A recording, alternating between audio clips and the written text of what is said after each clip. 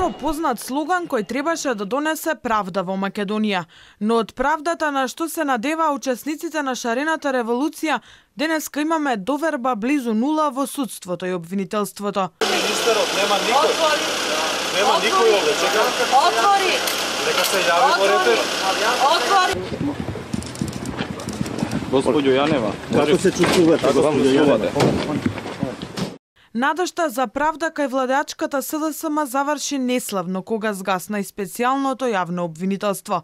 Катица Јанева, која за многумина беше херој, заврши со 7-годишна казна затвор поради злоупотреба на својата позиција. Актуелната власт во 2016-та згаснатото СЈО го користеше во кампањата за предвремените парламентарни избори.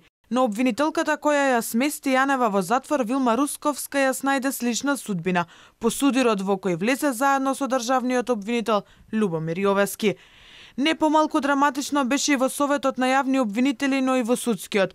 Последно јавните обвинители ги слушнаа за клетвите на семејното стебло кое заврши на Академијата за суди и јавни обвинители. Не така далечно минато е поставувањето на Ислам Мабази за шеф на организиран криминал, за чие назначување реагираше дури меѓународната заедница. Оттаму сега сите реакции се упатени кон судскиот совет, кој не многу го погодуваат таквите критики. Од поставувањето на Весна Дамева, која се поврзуваше со правната комисија на СДСМ, па се до нејзиното разрешување. Јас на вистина не знам овој епилог како ќе заврши, освен што одредени лица од политиката ќе бидат и текако задоволни. Тензијата продолжи, па за незаконското работење по кој се водеа во највисокото судско тело, критики стигнаа и од домашната правна фела. Јас сум верник, почитувани медиуми, почитувани колеги. Јас верувам во Господ, јас верувам во себе, верувам во сите вас.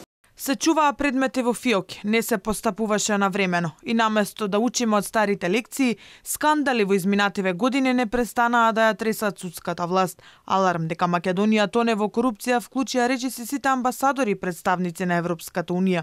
Укори и тимови за спасување на судството стигнаа дури од Соединетите Американски држави, но ниту тоа не допре до надлежните. Го отвори судството како пупка. Буквално од целиот овој период од 2,5 години наназад.